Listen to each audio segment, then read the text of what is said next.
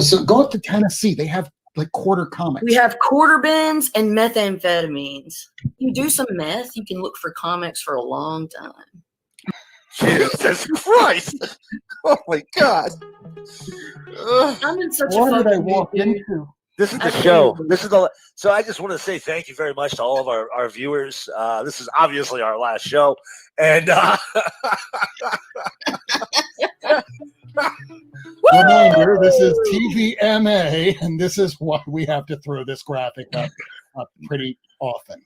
Not Near Mint is a show designed for audiences over the age of 18. If you're a viewer under the age of 18, please stop watching Not Near Mint. It's not that we don't want you as a fan. It's just that we'll probably get in trouble if you watch us. Yeah. Shall we begin?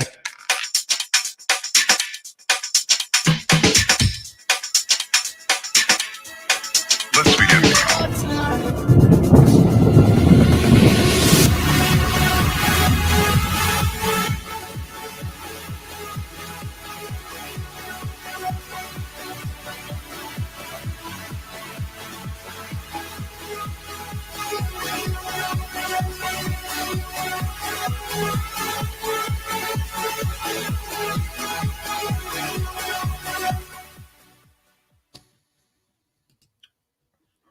Welcome to a brand new episode of Not Near Mint. It's episode 60. We've been going at least 60 episodes, and I want to thank each and every one of you that watches every week.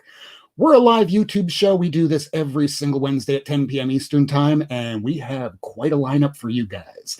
So it is New Comic Book Wednesday. It is October the 15th. There are a lot of books to come out. Marvel, DC, Image, a little bit of Aftershock, a little bit of this, a little bit of that, and we're going to get through all of it. But tonight, we have some special guest stars. They're the creators of a project called Mynd. It's now on Kickstarter. You can go and check that out, and we will be talking to the creators tonight. So let's bring in our panel. So let's see who we have here tonight. We had the first person joining us, Miracleman.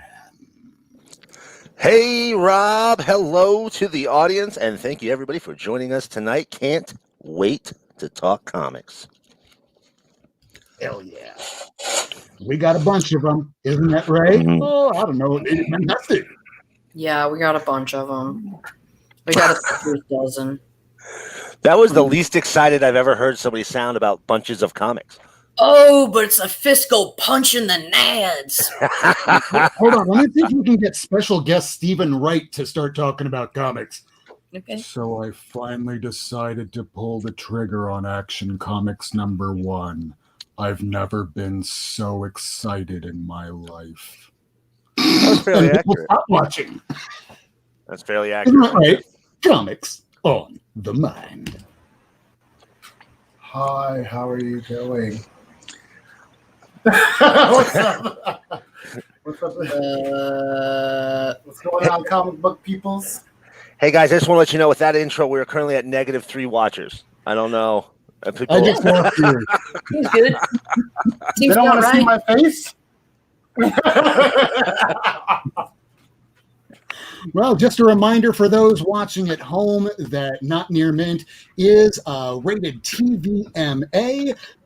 We do a show that is for over the age of 18, and it's because we kind of dropped some F-bombs while talking about comics because we're adults and we don't feel like talking down to the viewer. We want to talk up to the viewer because we know you probably know just as much as we do, if not more, and for those that don't, we'll help fill you in with the rest of it.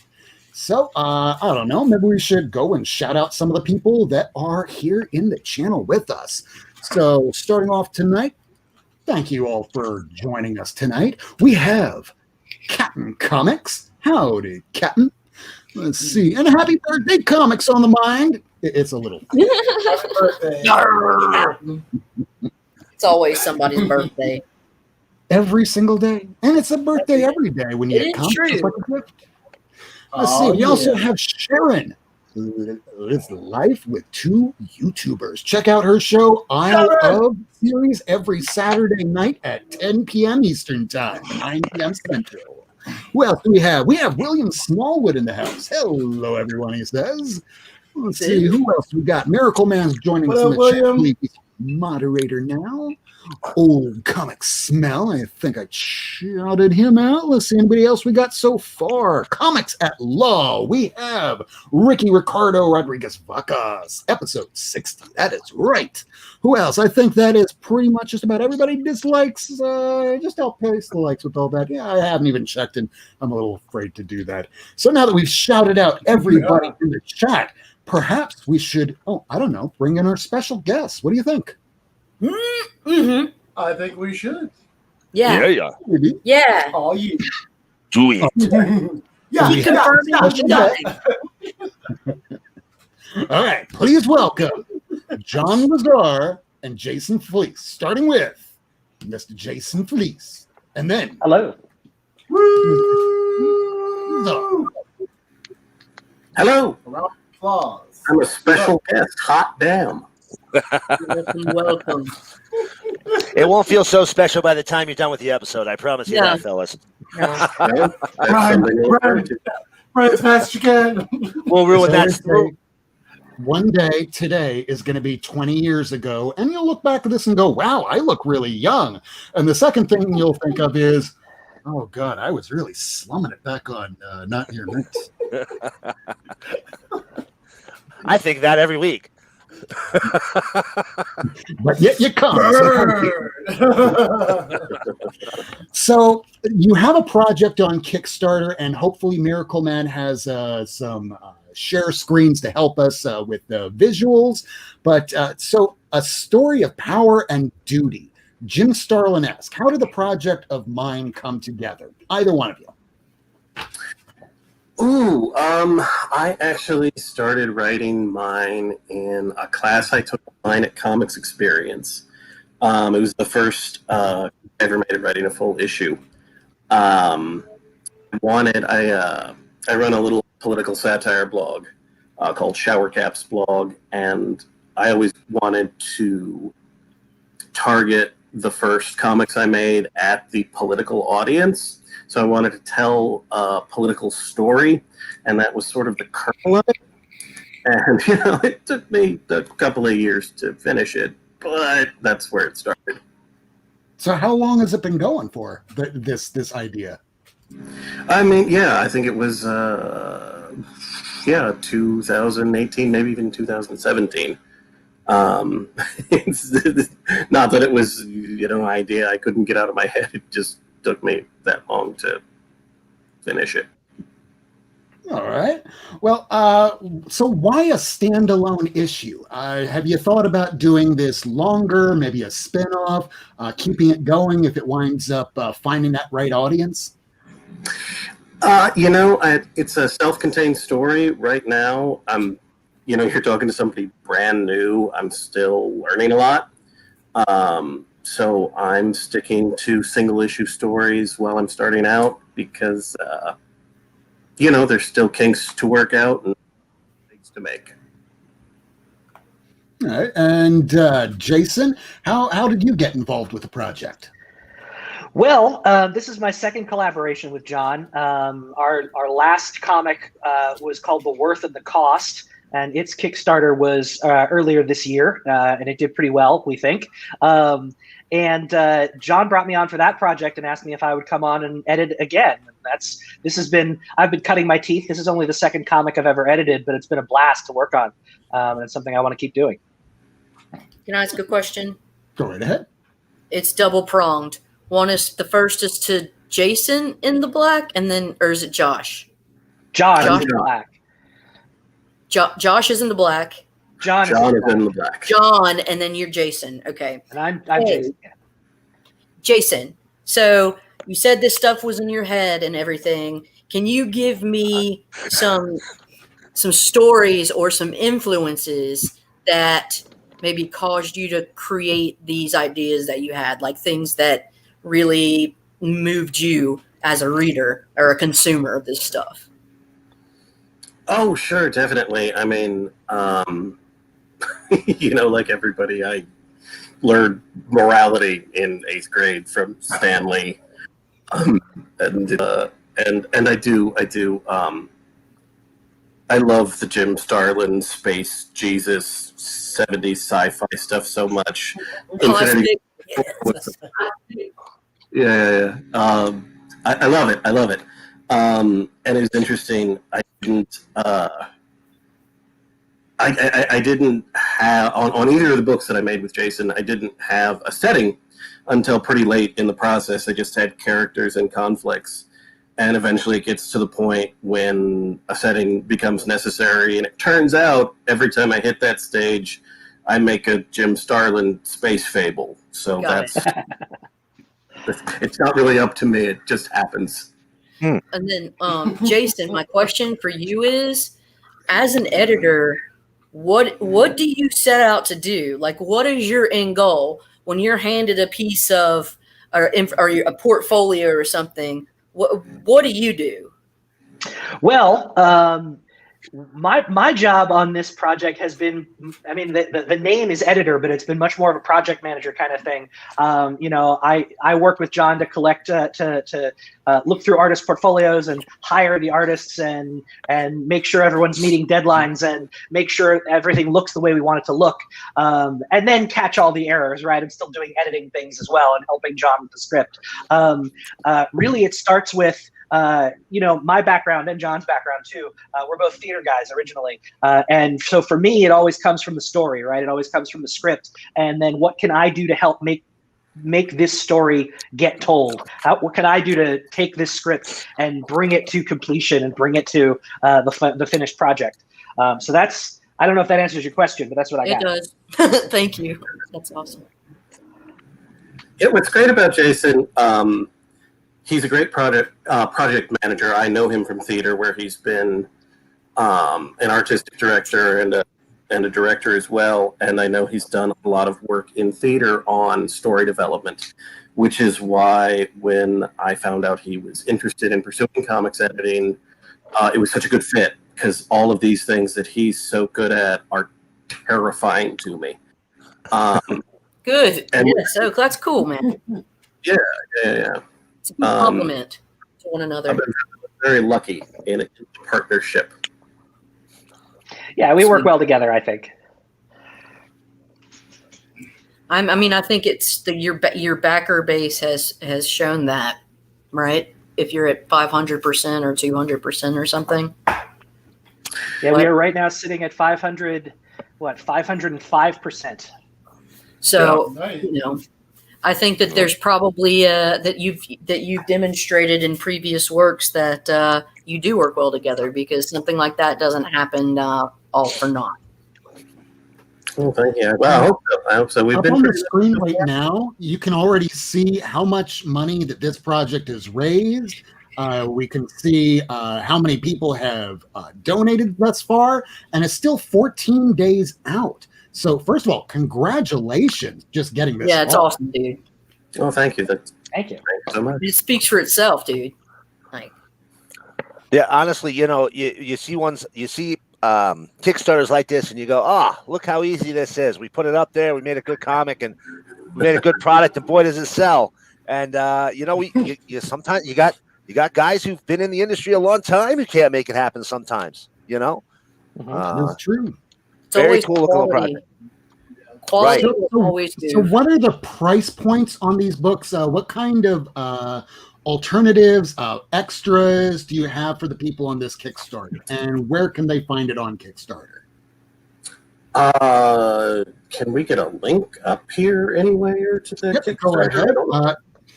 If any of the moderators want to go ahead and throw that in the chat, I will go ahead and post it.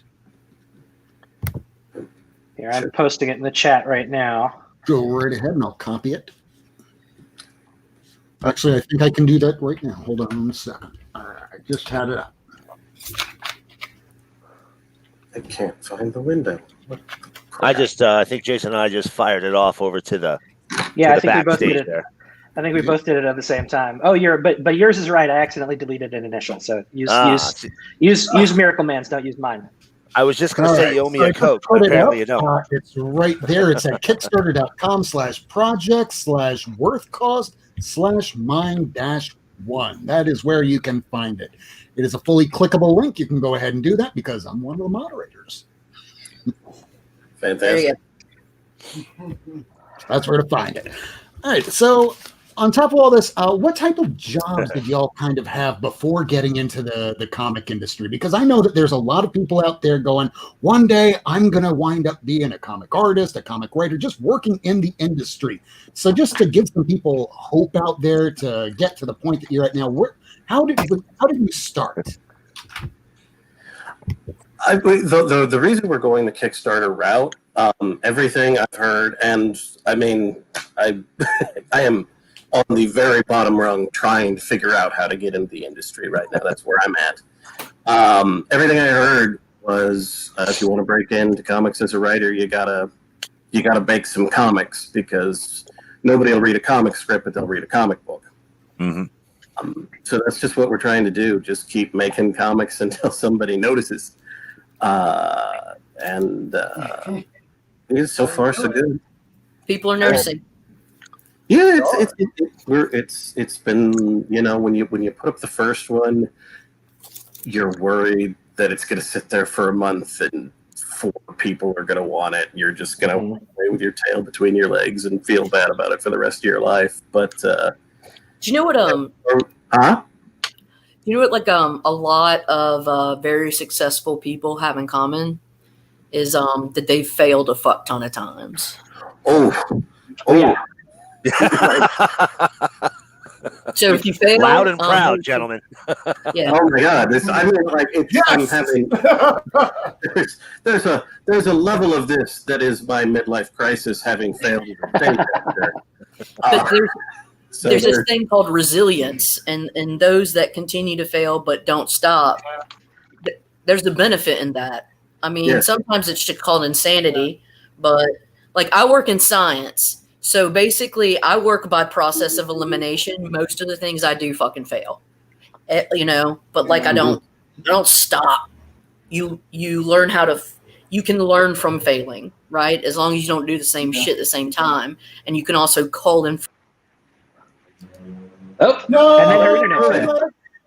And she This called sometimes herself. happens to all of us. This is just called the COVID world. You talk, and all of a sudden, you're just not there anymore. Oof. But she'll be back. That was like mid words of wisdom, though. That's unfair. And she's still expounding I agree whatever with part of the I ether bet. she's in. I'm texting her now. There she is. And she's back. Hey, you're back.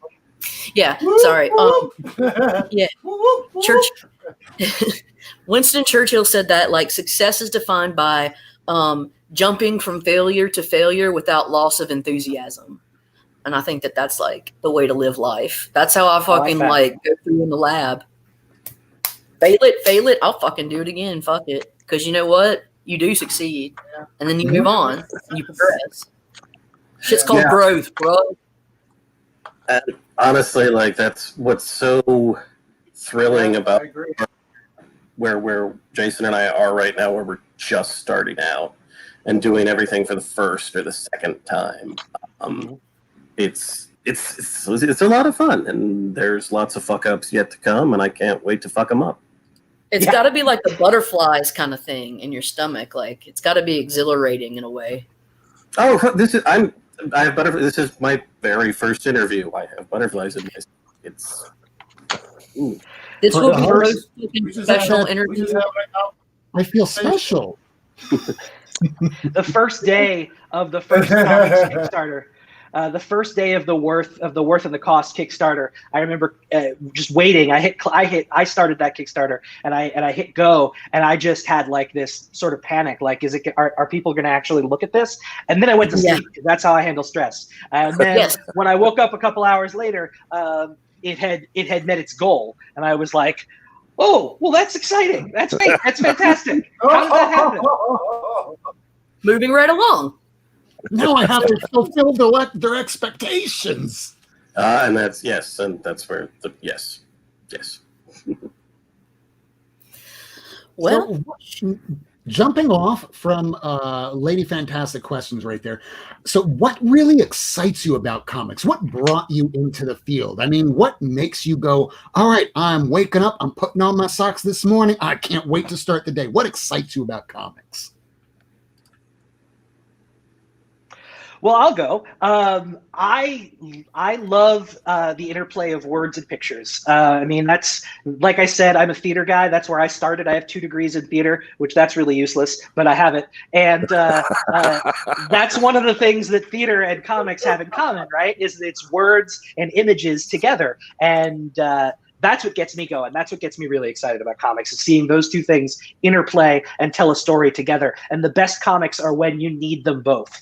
Or when you can't do without one or the other, and they have to work in tandem. So that's what gets me going. That's what gets me excited about comics.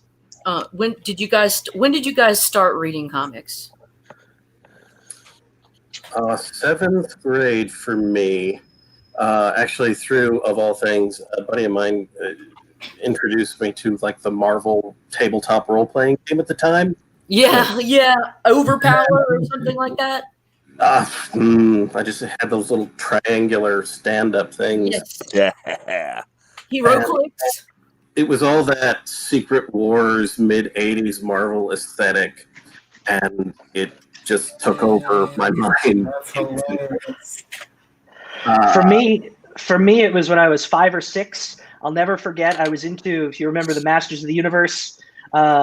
And my dad bought me 2 copies of every issue of the old Marvel Comics Star imprint He-Man series. Oh, and that's right when on. I started reading comics. That's when I started. I need to meet your father. He'd be like, No, he's still kicking. okay, good. All right. I have a thing. I say the wrong thing. Let's listen.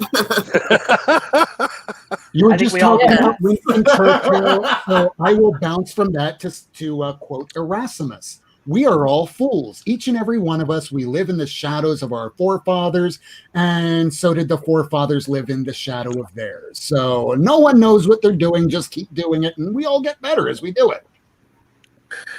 That's the plan, boss. Fucking A. I have no idea what that means. Neither.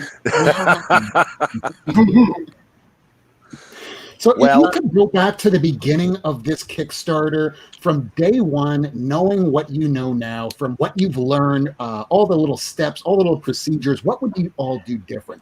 Starting with, let's see here, Mr. Luzar.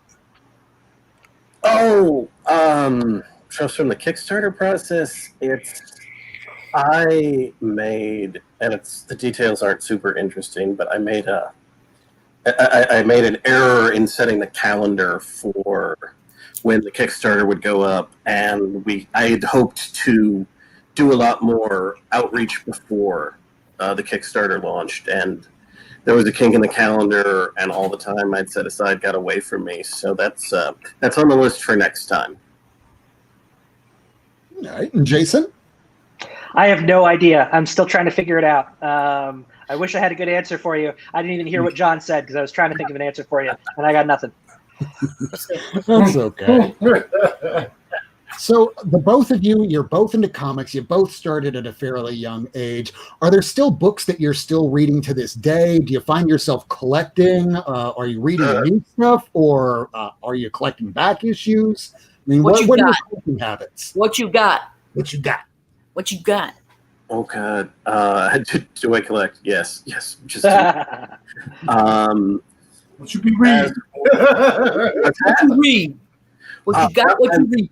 I've been, and it's largely because of interacting with Jason, I've been filling in a lot of gaps in my DC readership because there's so much that I don't.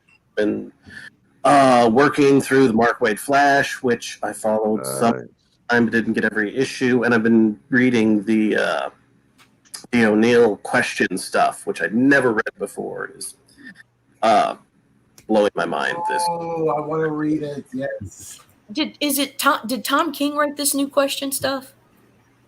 Who wrote this new question stuff? Dennis Cowan. Dennis Cowan. The big DC Black label? Yeah, Dennis Cowan No, with that's Sinkovich on art. and Jeff Lemire. Well, I have Lemire, the yeah. first Yeah.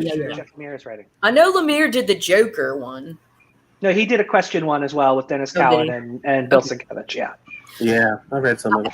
I'm not a DC lady. I'm a Marvel. Who? Well, I am. Come off it. You read DC too. You know almost just about as much, if not more than all of us here on DC. Not me. I don't. Miracle Man.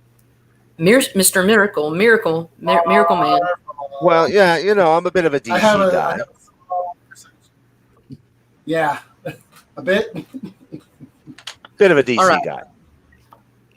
All right. I think we should go around. Did you guys get anything new? What did you guys get new? Oh, well, we've been about 25 minutes in. Just one last question, though. No, yeah. I'm in for Jason and Josh. Oh, okay, yeah. John and Jason. Two J names, all the J names. John and Jason. Somebody named Josh or something, man? You really want John's name to be Josh? John, could you consider changing your name to Josh? It's only one letter difference, bro. It's two. It's two because it's SH, not HN. I'm in a very desperate to please stage of my career. So whatever you want, just say. It's only a one letter difference. You're saying My that name is Josh Luzar, and I hope you'll check out my Kickstarter. Oh, Jesus Christ. I want to fight about this. Wait. Great episode. I just want to say thank you so much for coming on and being abused as our guest today. It's really very nice of you. Typically, Lady is a little less feisty. Yes? I mean, she's not making our guests change their names normally.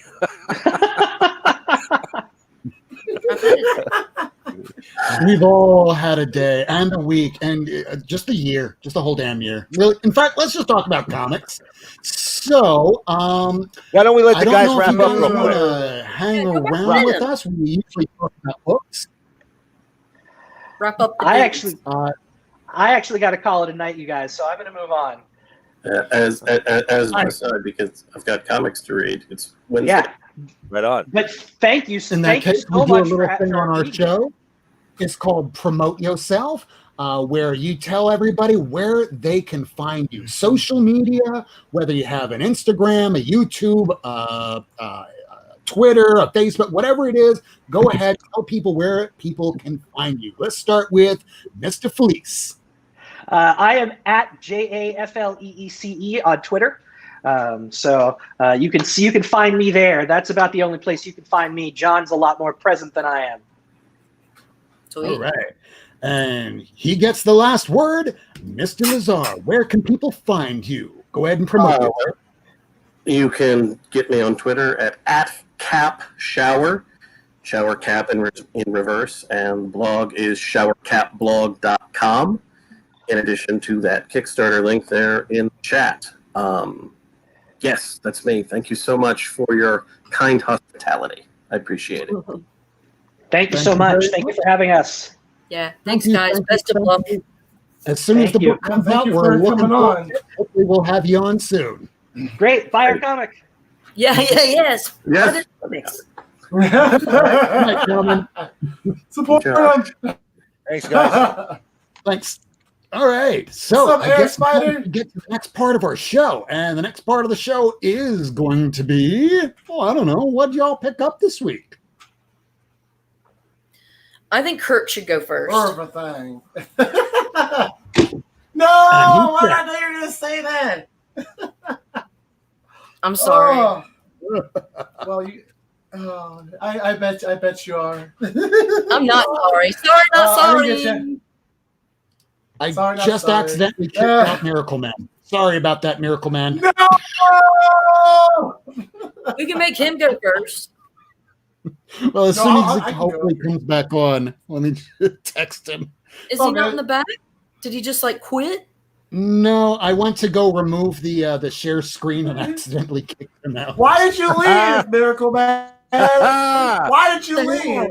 I'm sitting here going, what the hell did I do? You're fired. Oh, well. Get out of here. Back to the drawing board, I guess. So I guess it's going to be your turn. So why don't we go ahead and see what the hell y'all picked up this week? Whose turn? It's your turn. My turn? I went Comics already. You've been gone for so long. You've been gone Comics for on so the long. I mind. already went already. Did not go that fast, that lying son of a bitch. I'll go first. I'll go first. I mean, Go ahead. all right, you want to go? Go ahead. All right. Yeah, I'll go first. All right. Mine's aren't bagged yet. Well, some of them. The ones I read are bagged, so you know what I read already. Got a beautiful Alex Ross. Had to grab the Spidey, and which is also perfect because new arc, so I got a chance to read it as well, and it was pretty good. It was kind of like what the fuck moment. You know, I've been keeping up on what the whole Sin Eater Sin. Is it Sin Eater or whatever his name? Sin something. It's Sin Eater. Sin Eater. Okay, cool. This was good. A good read. I'm wondering where this is going to lead. Air Spider. Hint. What's up, Air Spider? And this is definitely probably going to be my read of the week. This was great. And if you read the last issue, how it ended was like, oh my gosh. And then, last but not least, how this started was like, holy crap. And then the lead up was like, okay, this is interesting. But I'm kind of wondering where Tom King is going to lead us with Rorschach. And I then don't know if it's supposed to be the star of the book. I know, exactly. Especially considering what happens at the very beginning. I'm wondering if they're gonna pull three Jokers kind of situation. I'm just curious. I still need to read the issue before this, but here is Stealth number 6. Great cover. Here is New Mutants number 13. It's a great cover. I love Another reflection here. cover. Oh yeah. Better tell Spot. Mm-hmm. Mm-hmm. Oh, mm-hmm. Gorgeous. Oh yeah. Gorgeous Table cover. issue. Yeah, Hellions number 5. Oh, okay, I got that one. And then I had to get my boy Falcon. This cover looks clean. He outdid himself on the Falcon. And then of course, Wakanda Forever. Had to get this one. Hell yeah. The only one I didn't get was the Colossus one because I couldn't do it.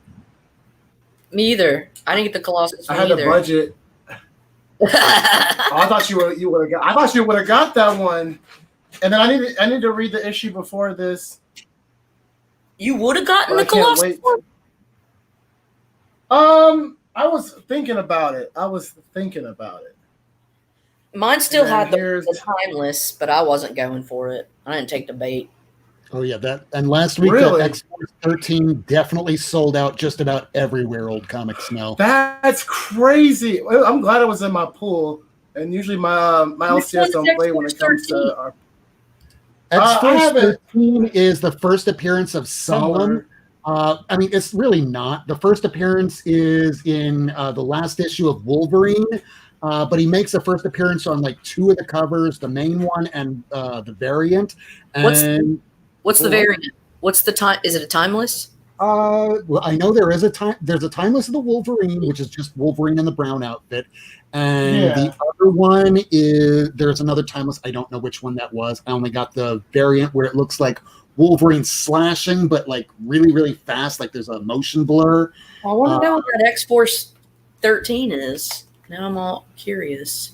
I'll dig it out. But back to Mind Shift. If he left, he's gone.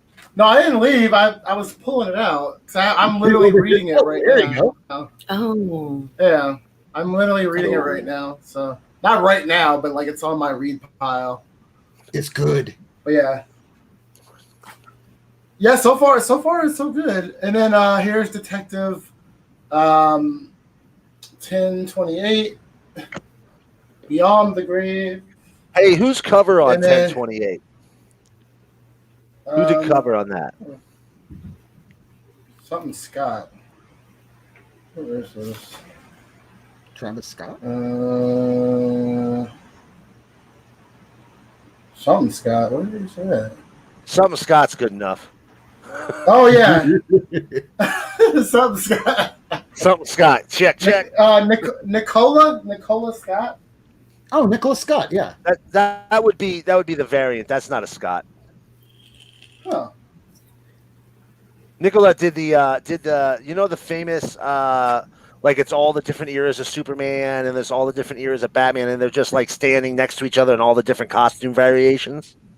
And then they did the Nightwing one, and the center Nightwing one is him looking over his shoulder, showing off his butt.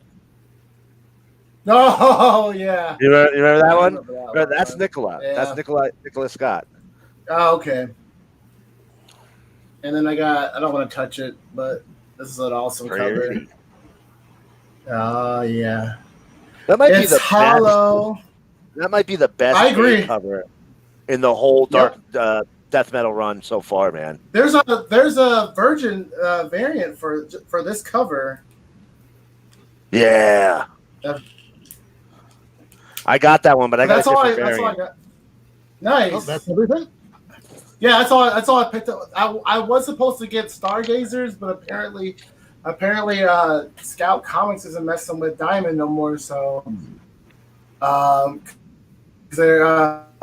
my LCS was telling me like, Scout they didn't send that book. They couldn't send that book because it's not with Diamond anymore.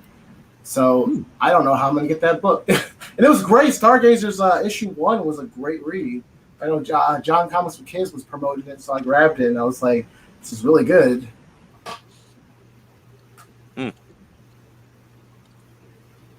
But I'm done. I'm curious what's going on down here, what she's looking at. Hold on. She's still, she's not frozen. Later. I saw her blink. I'm on the edge of my seat. Oh, I saw it too. Hold on. This is like one of those times when someone just starts looking up at the sky and you don't know what they're looking at, so you just start looking too. It's like when you're laying in bed and it's dark and your cat just perks right up and looks at the door and stares at it. And you can't see anything, so you figure, okay, Right. demon coming to kill me, right? And I just purchased X-Force 13 nice for the Timeless Beast variant for $8.34. fantastic. Worth it. Yeah. Yeah, I don't think any of us have here. I don't have that one. William Smallwood called you on it too because he said, "Okay, what's she bidding on?" Bill, that Max Force 13. You guys are turds. You nailed it. Yeah. It was So what's the deal with eBay doing tax now? That shit pisses me off. Okay, Well, so that's it's not on eBay. top. Dude, I got It's kind of on top of the fact they already raised the Big percentage that they take from you by another 1%. So, like, if you're spending like like $10 or $20, it's not much. But if you're spending $200 or $300 or $500 or $1,000+, that really kind of accumulates. And now to add that on top of it, Yeah. Miracleman, take it away. What? I don't. I What do you have mean? an answer for And that. don't take it out. Well, from what I heard, Show the actually, books. eBay and PayPal, they split before, but apparently they're going to split even further, and PayPal's not going to be their primary payment method. Well, they're just being Venmo? dicks. I don't like them. I heard eBay was going to do its own banking thing or own money holding thing. So, but I think that's end of year. I think everybody's accounts are going to be switched over to that. Now that was a rumor that I heard, but I haven't independently verified that yet. But eBay, just listen. I'm going to say something real quick. eBay sucks, man. eBay, listen. It does. It sucks if you don't know how to play the game. I one time. Well, You're on it all the time. You're so full of it, Miracle, because you Hold send us on. fucking shots of like Hold you on. from eBay. Hold Look on. at that. Unpucker. Unpucker the hole. Good night, everybody. Oh. Guns. What up, Flashpoint? I listen. I buy eBay all the time. I'm saying eBay sucks. And this one time, like the one time at Bandcamp, this one time when I used eBay, I saw that, Kirk. I had a dispute. And eBay told me it was PayPal's to fix, and PayPal told me it was eBay's to fix. And after an hour and a half of that, I stopped and three-way called them and let them argue with each other while I listened. No. It was 4 hours on the phone. 4 hours on the phone, and they gave me my money. But it took them. Sorry, I'm going to tell you, any dispute I've ever had with eBay, I've always gotten the benefit of the doubt, always. As a seller or as a buyer? As both. I've bought and sold, and I've been protected, but I'm more protected as a buyer. Yeah. They protect the buyer more. By far. They even took away the seller's ability to leave negative feedback. There are bad buyers out there. People should know. They took that away like a decade ago, man. So you can't, if you're a buyer, if you're a seller, and there's all kinds of eBay scams, but they don't want you putting it on there because that's gonna scare people away from selling. Yep. If they can go on there and read reviews and be like, "Oh my God, look at all these scams that are going on eBay right now," people are gonna stop selling stuff, and then their little marketplace dries up. Anyway. Yeah, we thought it was bad last year. It's not like Etsy doesn't exist. Books. Go ahead. There's tons of other ways, and Craigslist and shit like that. Yeah, that's how I wound up getting those books that I showed on Lady Fantastic's channel on Saturday. Yeah. Market. Really? That's where you got them from? Garage sale. Nice. No way.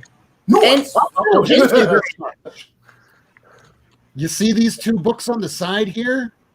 Yeah. Well, when you find out later, I'll tell you how much I got like the entire stack of this stuff for. The things on the side, not this stuff in the center. Garage sale. Sometimes it pays just to take a look Friday nights after about 10 o'clock at night. Open up the garage sale app. Open up the real estate app.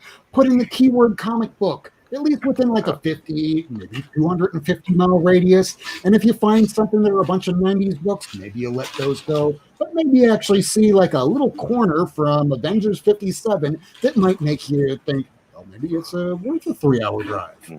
Yeah. All right, who's showing comics? You, but don't take an hour.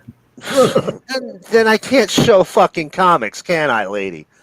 Yes, you All right, we're gonna do speed showing comics. Yo, JB, Miracleman. Yo. Before you show, let me just shout out Discovery Bay Comics.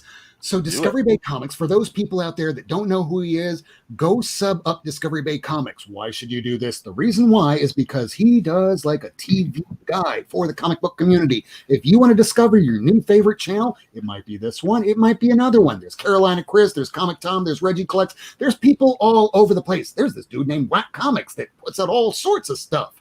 So if you want to know what's going to be on during the day, you have to sub up Discovery Bay Comics. So he's the man. Really? Yeah. JB. JB all day. JB endorsement. He's the dude. And he likes Pops. He's Pops. He's action figures. He's the entire community combined. Go sub. He has daughters, and his daughters have sleepovers where he keeps them up till 3 a.m. so they sleep in till 11, and so he can get up and do live streams with his nerd buddies on weekends. Not that I know anything about that.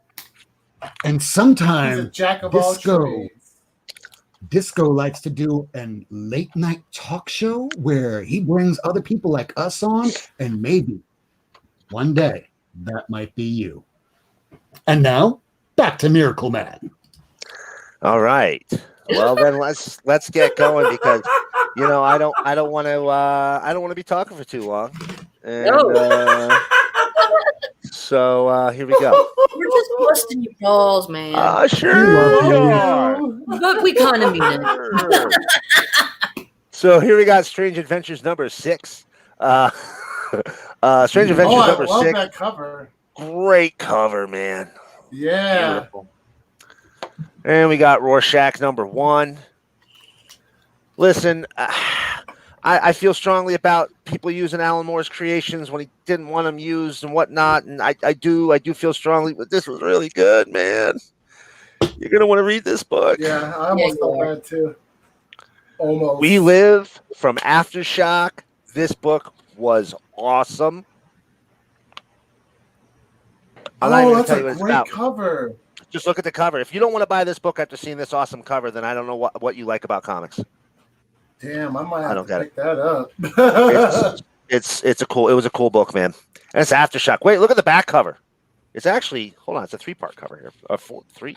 No, Three-part cover. you already sold me. You know how I feel about the wraparounds. Look at that gatefold. That is sick. Oh, yeah. Gorgeous. I just picked that up too. Love it. Really, really, really, really, really good. Really, really, really good. Highly recommend that book. We got another one, new first issue today. Villainous from Mad Cave. Oh, I heard this was good.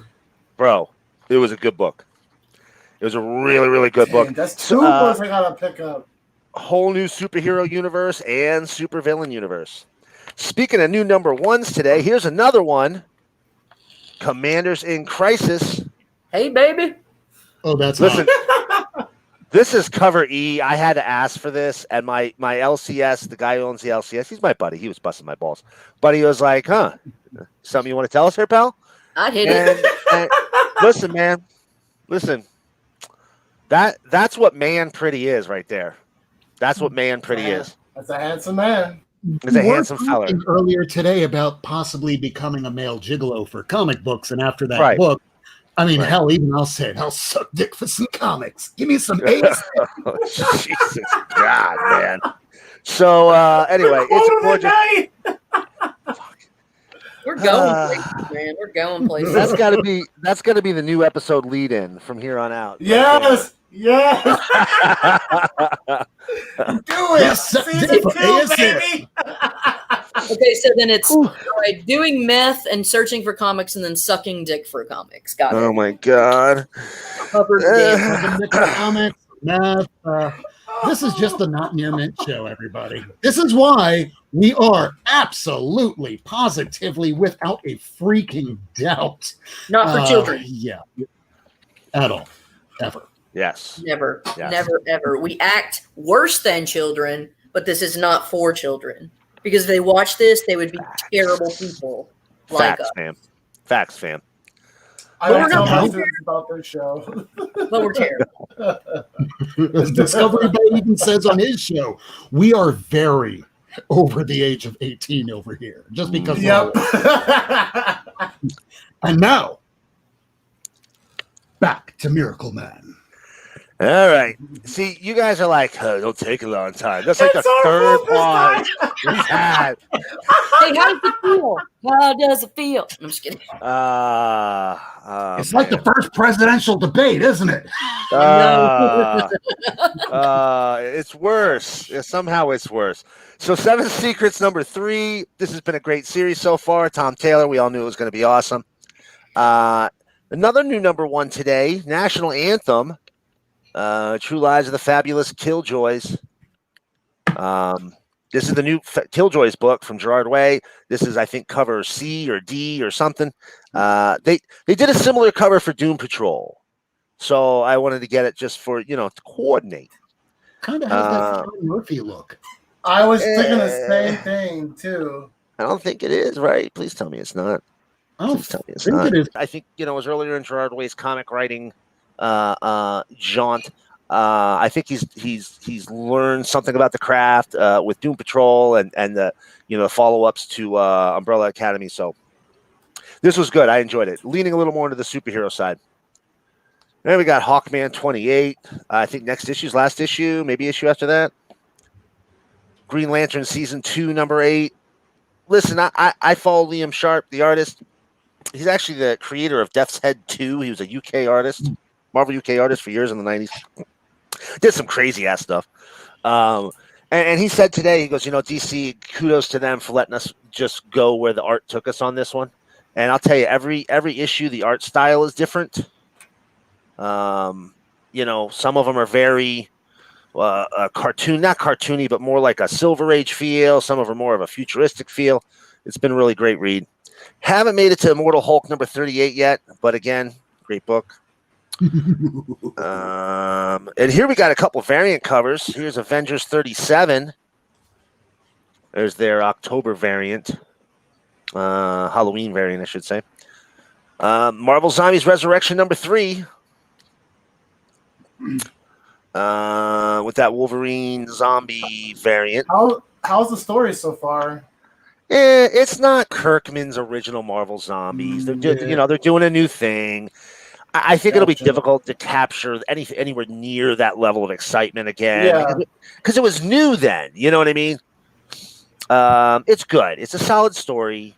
But if you're going into it looking for Kirkman's level of Marvel Zombies, it's just not the same. It's a different animal. I have a question. Did that occur the first Marvel Zombies? Where is that in the timeline of him creating the Walking Dead comic? 2005, 2006. Yeah. What came first? Walking Dead was 2002 or 2003. Yeah. So only a couple years after that. So he was still all right. So first, Robert Kirkman's been in the industry for a very long time. Oh yeah. So but he's got when Walking Dead hit, he was still thinking, "Wow, I can't believe people are actually into this stuff. I thought this was going to be canceled." So, Marvel treated him like crap. Had he have gone in like after he was on TV, he might have been treated differently. But as things stood, it was before the television series. So Walking Dead was selling well for a Image title. If you remember, Read more. We do that on Fridays on Lady Fantastic's channel. Oh, there you go. So tours the comics rooms. You should you got to remember that it was selling well, but it was for an Image title. And if you remember at the period of time, Image was not doing. I mean, Image was not a label that people were bragging about in the early 2000s. They just weren't. A lot has changed since then. Walking Dead was a big piece of that. And a lot of other high-profile creators coming and making some really great books really kicked that up a notch. But they weren't at that time. So, it was selling really well for an Image book when he got to Marvel to do the Marvel Zombies. But he was still pretty new, at least in his fame. Anyway, so Dark Knight's Death Metal number 4. That's that Superboy Prime variant. And just in case you didn't see, those are skulls that he is crushing there. And then I got a couple of books that were a little bit of a back issue book. Here we got Machine Girl from Stonebot. This is actually really good. Stonebot is Red 5, in case you didn't know. It's Red 5, the publisher. But it was a really good story. I highly recommend that one. There's a new one coming out. There was another series that came out last year. And then because of Mr. Worst here, I got myself first issue of We Only Find Them When They're Dead. That's the variant third printing. And got issue 2 there as well. Nice. Got me an FF24 just so I could read that Donny Cates Thor. Oh yeah. Clobber time. And now we're into the back issue stuff. And I got some real good ones this week, guys. I'm just going to burn through them real fast. Spawn Batman, got that today for $1. Oh. Knights and Squire, early 2000s book from DC. This is the Jerry Ordway and Peter G. Krause Power of Shazam series. That looks great. Dude, every cover, look at this. Every cover. Fucking A, dude. That's beautiful. Every cover is gorgeous. So I got a couple of those. And it's hard to come by, man. Seriously, if you find them, grab them because you don't see them a lot. I'm trying to finish off the very end of Alpha Flight. The end of Alpha Flight was a much lower print run than you'd think. So I got numbers 120 there. I loved all the flags. I don't have that issue. That's a great cover. It's cool. And then I got all the writings on the bag. I already had this issue, but these are popping. Even the Butthead number 2, 50 cent pickup there. And then I got, dude, this is a little funky. The Adventures of Luther Arkwright, a complete story in 9 parts. This is the archaeology. This is like the compendium. Okay. A beautiful cover. Very cool cover. And if you look on the back, you get some art on the back. A little funky. And who's that? Gaiman. No way. Neil Gaiman doing art. Wow. I think this is in conjunction with his longtime collaborator, McKean. Yeah. Looks like McKean. I think this is something that maybe they worked on together. But how often you see Neil Gaiman on a piece of art? His name. This is hard to find. Big, the comic book tie-in to the movie from Hit Comics. Dark Horse imprint, but not very common. I have never heard of Hit imprint. Yeah, exactly. They didn't do very many books. I think they were the I don't know if they were the movie licensing line. I don't know, but it was Dark Horse originally. Here's one I was really happy to come across. Again, 50-cent book. This is Bladesman from Blue Comet, and you can't see it because they cut it off, but it's a Stephen Hughes cover and interiors, and there's Tim Vigil pinups inside. Oh, right. Yeah. That I got that 50 cents. I got these because of what's on the back cover. So I got Burn the Orphanage here, number 1 of 5, Reign of Terror. It's one of the minis. And you know, I didn't get into it. I tried it. I didn't really care for Burn the Orphanage. It wasn't nothing against it. It just didn't grab me. But I grabbed it because this flip book is on the back. That's great. That's beautiful. That is trippy. Isn't it And faboosh? Look at the whole book is like that. Wow. Nice. Very bright, very vivid, and it's autographed by the writer and artist. Nice. Balls. All right. Too I got cool. that for 50 cents. And strangely enough, they actually had another one, Elephant Men number 55. I think it was number 50 Not something. Yeah, I easy think that to was- find. No. Elephant Men in general isn't easy. But it was another flip book for Liberty Justice. And again, writer, artist, autographs. Right down the back. This is cool looking, man. I dug it. I really like the way it looked. So here's the one that this is probably the piece de resistance. Maybe. Yeah, bro. Of course it is. For $1. 50 cents. Oh, you button. Dang. This is a very unusual book. There is some nudity, so I'm going to try not to show it to you. But this, Wallace Wood, I mean, if you're a comic person, you probably know Wallace Wood. Canon was a mature reader's title that he did, and it was mature. And if you look, it's all done like a comic strip. Huh. The whole book is. That's That's awesome. great. The whole book. Very unique, very different. And I think this was like Fantagraphics, maybe? I think I saw a nipple. No, You might have. This was actually Eros Comics, which means it was Fantagraphics. So, I love Wallace Wood stuff. Captain Gravity and the Power of the Vril. I just thought that was a cool cover, right? The interiors on this are really... This is good, dude. If you guys come across this, it's worth a pickup. Huh. It's very interesting. There's a whole bunch of this Captain Gravity. He's like a pulpy, kind of like World War II era character. He fights Nazis a lot. I have another one from them, and it was like earlier in it, and you can definitely see an advancement in both the quality of the storytelling as well as the art. My boy Adam Hughes, Danger Girl number 3 variant. Flaming Carrot Comics number 23. Are you Just- almost done with that series? Very close, dude. Very close. I have issue 19 and 20 if you need either of those. Oh, I'll let you know. I might need one or the other. I might. The Fly number, thank you very much for the offer. Fly number 1 from Red Circle, which is Archie. I think that just about finishes off the 1980s relaunch. And I grabbed the Green Hornet from Now Comics. couple of those. This one's cool because this is the final story of the original Green Hornet, and this is the first story of a new Green Hornet. Generational Green Hornet. And I think this one's actually related to Kato. Fun little story. Icon Devil, another mature reader's title from Spider Optics. This one was cool. Omen #1. Oh, yeah. Vigil's North Star Publishing. I'm going to show you this one. I got this for $1, and there's a reason the sticker's there. I can't imagine why. I don't know why. Legends of Luxura. It's a cool cover. It's a cool cover, right? I like it. Oh, yeah. And then I got, look at this. A whole bunch of Prometheas. Alan Moore, the writer. I can't believe I didn't own this specific series already.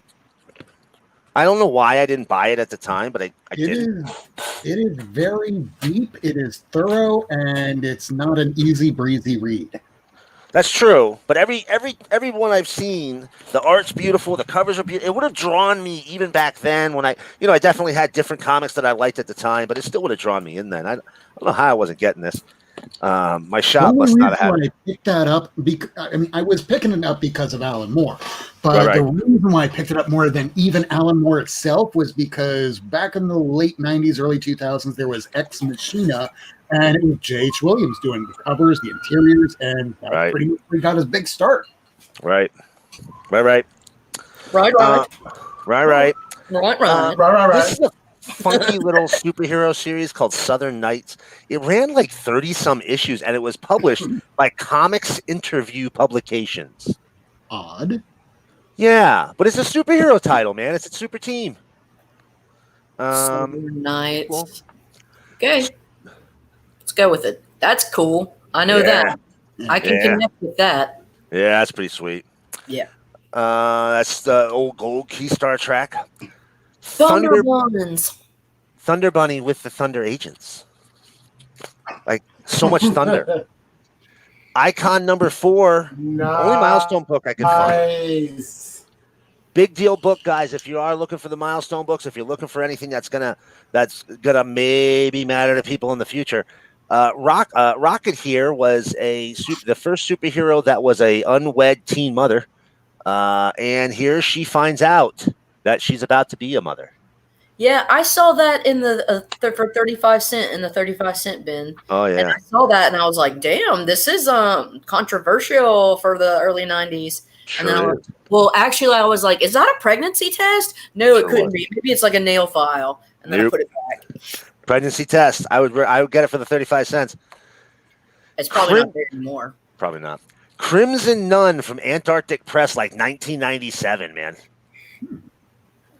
So the Warrior Nun stuff, everybody saw Warrior Nun on Netflix, right? Oh, yeah. Warrior Nun started at Antarctic Press. Yep. And they had a whole bunch of different nun. Crimson Nun, Warrior Nun, Ariella. They got all different Warrior Nuns. This is one of those. This is the longest spine on Earth. And I'm not talking about the comic cover. I'm talking about this young lady's spine starts like, look at this, curves in. And, her tailbone should be about here. Chop off the top half of her body and move it back a few inches. Good old Bobby Liefeld. Yeah, well. The best thing. He sure has a grasp on human anatomy. Absolutely. I think Stan Lee was a wise man. I know I may have said some things that people didn't like about Stan Lee, but I think Stan Lee was a wise man when it comes to a great many things in regards to comics. Shut up and draw was probably the best advice he ever gave Liefeld. Yeah. Tiger Woman, a genetic park adventure. The reason I grabbed this, do you see that name at the end? Frank Thorne? Frank Thorne. So all the Marvel feature appearances of Red Sonja were drawn by Frank Thorne. Oh, yeah. So I grabbed that one. Speaking of, if you did like Frank Thorne's Red Sonja and would maybe like to see it sans corporate censorship, you should check out his Gita series. Gita. Frank Thorne did a series called Gita, I think it was. Something like that. I'll look it up then when I'm done. But it's a mature reader version of Red Sonja, essentially. Okay. Done by Frank Thorne. Sure, man. JSA The Unholy 3 #1. This is really tough to come by. I had it and it got damaged. People wanted to sell me one for $5. I was like, no, I'll find it eventually. And I got one for $10. I am a cheap ass. It's so rare. $5. I said, no, man. Ah, right. That's like $5 for a comic. You'll never find this anywhere else. This is so low print. This is the only one ever made. Right. Eat my It's butt. $5. Right. Here we got Space Gal. I just loved the look to that. Very cool.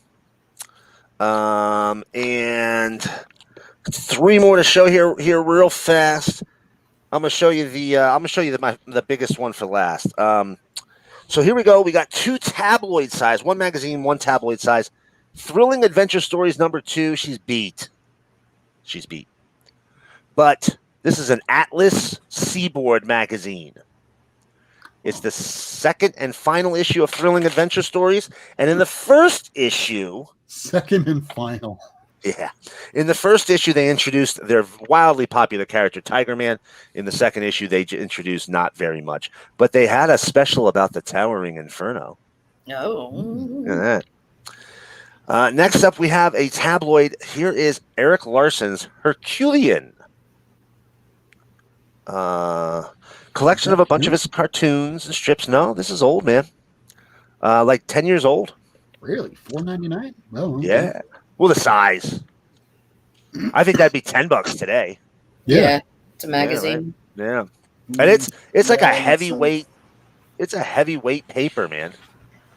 I got this at a flea market for $2. I was like, hell yeah. Nice. Yeah. Last but not least, a book that probably mattered more 20 years ago. We have Mayhem #1. Oh, yeah. That's your first appearance of the Mask. Bro. Son of a gun. Yeah. Close. So, well, I mean, Wait, hold on. his first appearance was just the Mask. This is the first appearance of the Big Head, which is the creature that comes out when the mask goes on a human. Gotcha. Okay, I have that one. I have issue 2. I'm now looking for 3 and 4. Oh, there you go. There you go. But yeah, that's it. Not easy to come by. Not easy to come by. I got that out of a 50-cent bin. Because nobody knows what it is. Nope. I mean, Nobody we knows do. that. But Right. for the most part, it's a forgotten gem. Oh, yeah. Without a doubt. Without a doubt. So that's it. That's all I got. How about we see Lady Fantastic's books now? What you got, lady? I'm going to show you my timeless variants, all that I have. First, I have 12 of them. So, this is Jean Grey. Did these all come out today, or are these No, just this is just my collection. Okay. This is Jean Grey. I got 3 of them from today, though. Storm. She-Hulk. Chunky. Man-Shulk. Thing. Cloverton. Spider-Man. Kitty. Iron Man. Cappy Cap. Oh, Capitan. Doctor Strange. Submariner.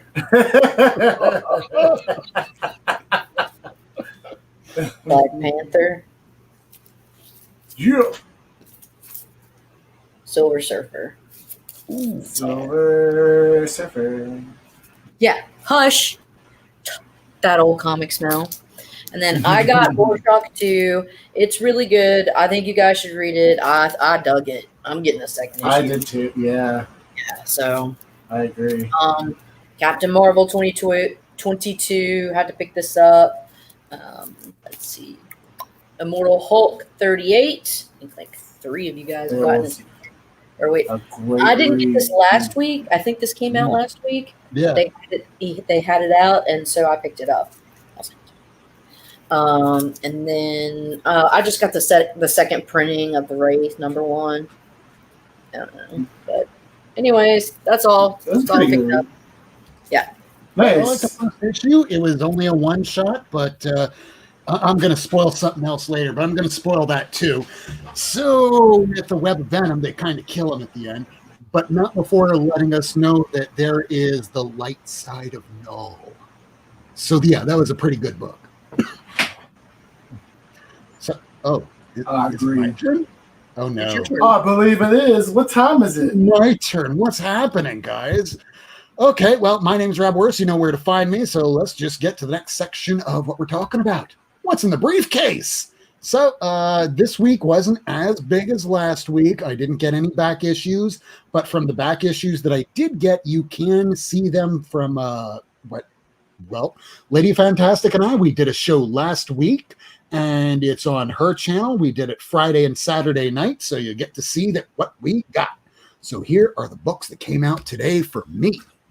So let me see if I can find this here. So that's where you can all find me. You can find me at Rworst at Twitter and at Not Near Mint on Instagram. So I read Spider-Man, and spoiler alert, hey, Rufo's in the house. And we also see that someone's leaving. Well, good to have you here, Bye, Reed Moore. Reed You have a great night. And Rufo's in the house, my best friend in real life. Good to see you. Good to have you here, my friend.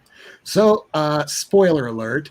I am going to spoil who this weird bandage dude named Kindred is, because in issue 50, we finally find out who it is. So if you don't want to know who it is, go ahead and mute right now. I'm giving you 3, 2, 1. I read it.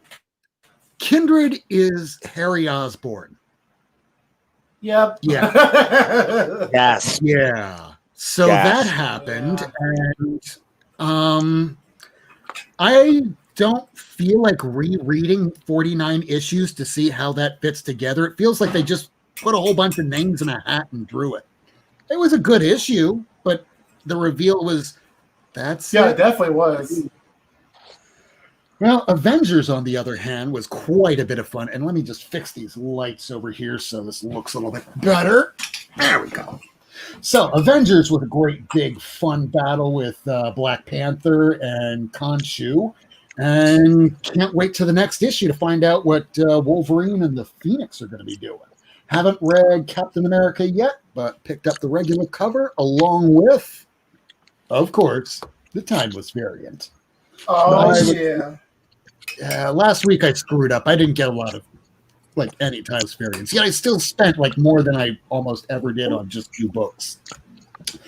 This issue has a first. There's a couple first appearances in here, but the big one everyone's talking about is Quanon, who is Psylocke, and Forge's daughter makes a first appearance in here because Carol gets sucked into the future, and they start referencing Captain Marvel's The End. It's good.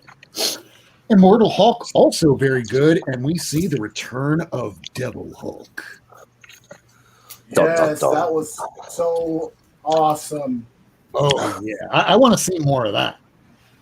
I do too. I have not read any of this, so I can't really talk about it. Pretty covers. And this What's up, Whack? Oh, hey, Whack, we were just talking about you a little bit earlier. I was telling people to go sub up Discovery Day Comics, told some people, other YouTubers that are out there, and check out Whack Comics. Oh, yeah. So, the X-Men, I read all 3 of these that came out this week, and it's starting to get into the period of storytelling that fans of Dragon Ball Z might be familiar with, which is, it's the tournament. So let's get ready for the tournament. That's what these 3 issues are. Which isn't to say they're bad. They're just they're in between. Is there a lot of training? It's not really training. It's just putting the pieces on the chessboard, and you're finding out who is going to be fighting in the final tournament. It's like when they're trying to get everybody put together to go fight Cell, or to go fight Majin Buu, or to go fight the next villain, and then the next one, and the next one, because Dragon Ball Z just fell into repetitiveness, which is the worst thing you can be as a creator. Is boring. It's definitely a trope in those type of animes. Yeah, The character just keeps getting stronger and stronger, and it's like a crazier bad guy after that one. Yeah. Oh, what cover is that? Beat this person this time, but they always managed to do it. Oh, they died. Well, death doesn't really mean dead. It's kind of like the Haunting of Bly Manor. Dead doesn't really mean gone. And here we have Batman's Grave 11. I can't wait to the final issue so I can finally read it. That second print is clean. Yeah, I love the second print. Unfortunately, I can't say the same about the story. I don't know, maybe my mind will be changed by issue 3, but it really feels like they're just going, I keep hearing the same. I don't know what to do. Let's just throw as much shit as we can against the wall and see what sticks. Keep hearing I the have same not thing. read Dark Metal 4 yet. But I almost wanted to pick up that regular cover, but I just saw there were like 2 stacks of it at my store. So I'm going, well, that seems like a really high print run. I'll just get the one that I just put on my pull. So here's Detective Comics. In this issue, we wind up getting Batman taking on a superpower that's very much like Clark Kent's. He has an iPad that has X-ray vision. Here's another issue of The Flash that I haven't read and probably never will. I really got to do something about that. Green Lantern, Season 2, issue number 8. I'm missing one of them, and I can't remember which one. I need to go back and find that. Rorschach, very good. For those people that didn't dig the crisis that he did, but they did dig his Vision and his Omega Men, that kind of stuff, this is the series for you. It's good crime noir thriller.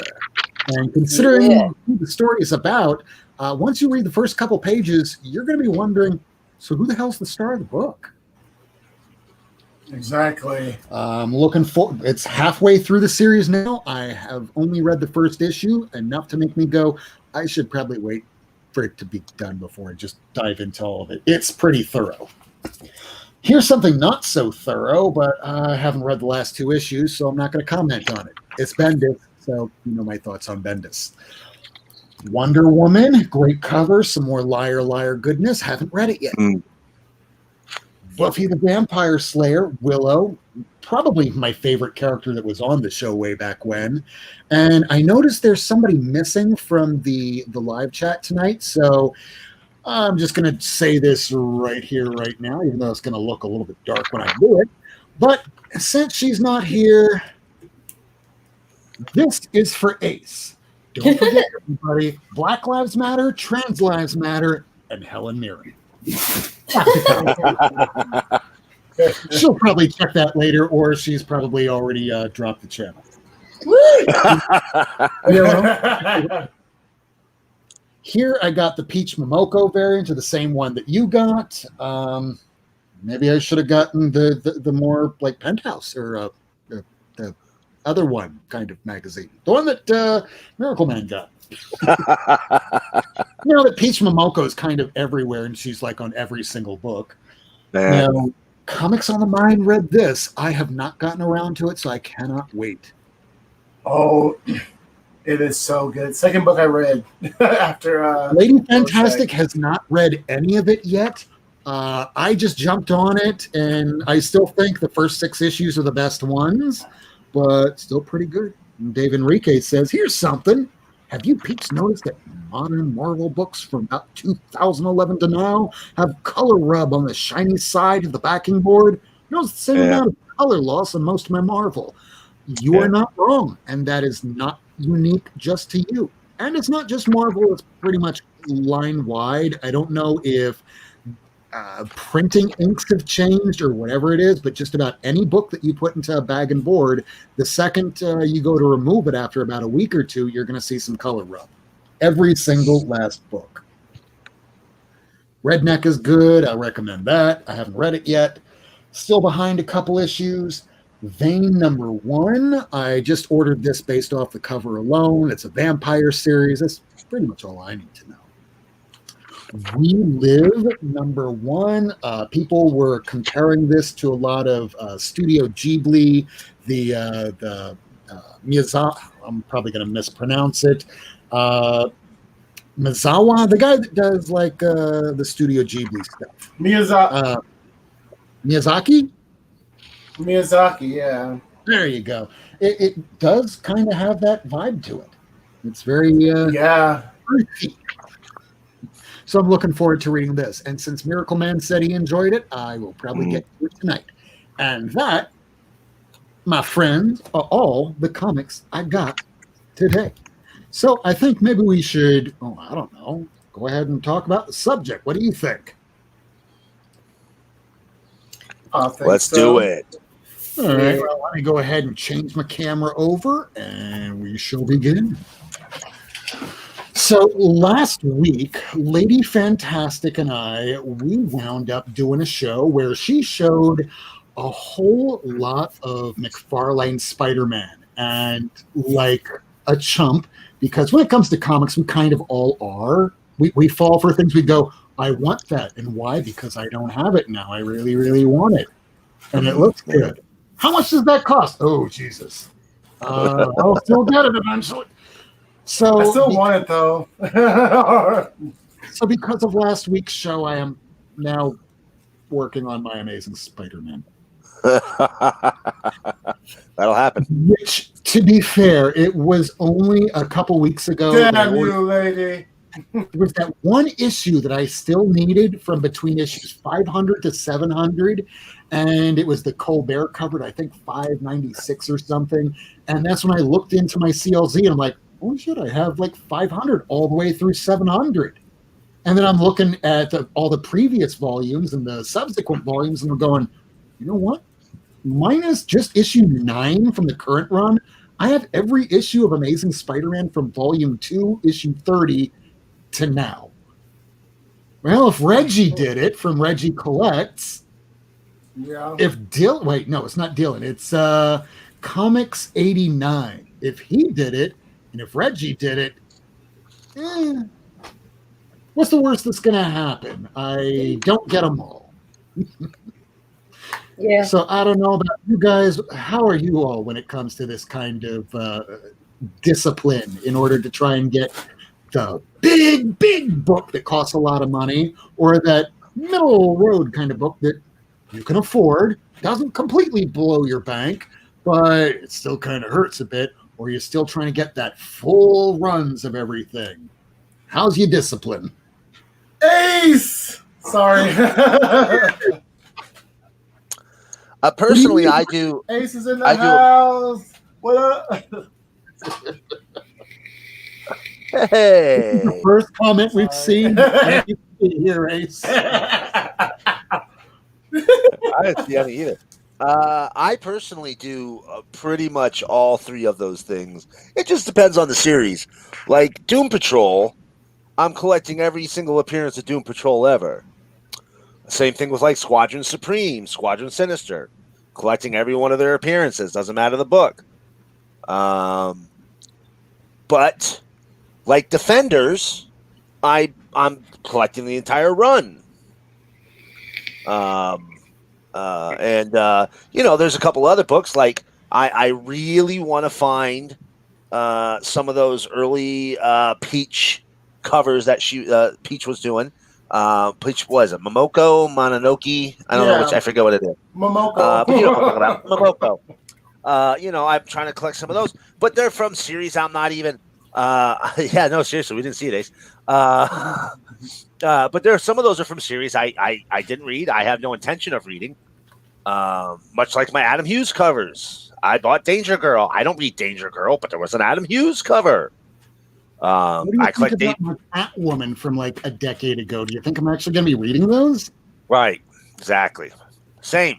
Just got a bunch of them myself. I mean, I'm going to read them because I read every comic I get, but they're not high on the read pile. We'll put it that way. What about you, lady? What? How do you all of focus? it. What do you do? Are you more of a hunter gatherer type, or are you more of a sniper assassin type? She just sniped something on the show live with us. Okay. Valid point. I do. So it depends on the way the wind blows, honestly. Like, because sometimes I'll be very focused on like chunking something together, but like I think I do it all at the same time. Because like, as Rob can attest to, I have chunks like my ASM, but then I have runs like my X-Men, but then I have little fun things too, like the shit that I just showed. So, when I have a couple of I have a couple of bangers, like bigger ones, but not huge, but a couple of bigger. I just got an X-Men 94 from an AOK. Woo woo. I know. I don't care, man. I mean, it's not in great shape, but I don't care. It's a fucking it's an X-Men 94. You have it. I have it. I would have never thought my grubby little paws would have been on something like that. But yeah, it just depends, because sometimes I'll get on these Kirby kicks, these DC Kirby kicks. Nice. I'll get on these Spectre kicks, and like and then sometimes I'll want to fill in like my earlier Avengers, and then I'm like, man, I need to wrap up my my 100 to 120 X-Men's, but then I'll want to jump to like piecing together some of my Simonson Thors, and it's just like I gotta have little. I don't like doing the same thing over and over, so I just like jumping. I'm like a little have my fingers in lots of pies, concurrent. I would actually think that in a way that actually is fairly disciplined. It's not like saying, like my dumbass a couple years ago went to go, oh my God, he has the first appearance of Brainiac, and I dropped everything. Like, are you collecting Superman titles? Like, not particularly, but how often do I ever see this shit? Like, never. So I was unfocused then. And it's because of you guys that pretty much you helped me focus. Now, what Lady Fantastic's doing, saying that a little here, a little there, that is still a kind of focus, because it's not like you're saying, well, I'm just trying to get Amazing Fantasy 15 from that Amadeus Cho book. Are you going to get the rest of the series? I'm like, no, I just want that one book. Okay. I don't think I'm an ADD collector. I think I'm a multitasker. Same. It's all about perspective. Or maybe a lot about denial, too. We're all kind of addicts in the way that we can't quite just not get books every Wednesday. And even if we don't get it Wednesday, we're like itching, we're jonesing, we're kind of having like the shaking leg syndrome going, okay, haven't gotten the books yet. I wonder if you got all my poll. Boy, okay, let's check Key Collector. Did anything go up? Oh God, am I going to have to go on eBay to get something? Like fantastic, did the show. You seem like straight up, like proof in the pudding. Like once I heard it, I couldn't stop. I was done with you people.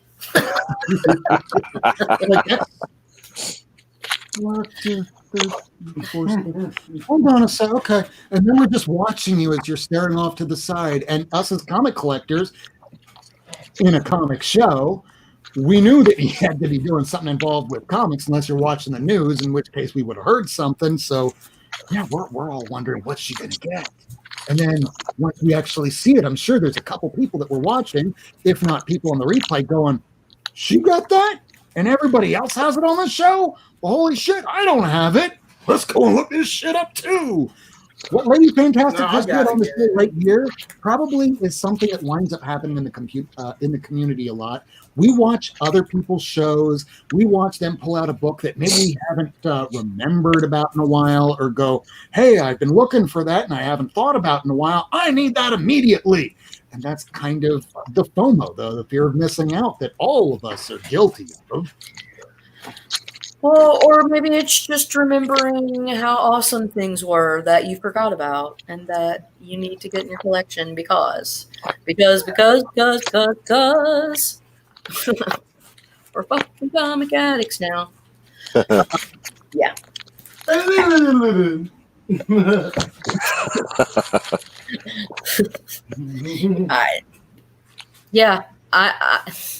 I just like doing different things. And but I also know I need to I need to get rid of a lot of shit too, because I know there's some stuff that's like I don't care about you, and that so I learned something. Like if you can go to your comics, you go up to it and just be like, do I love this book? There's a lot of books I can go up to and like, I don't know, I don't love that book. And if you don't feel like that, if you don't feel like I love that book, again.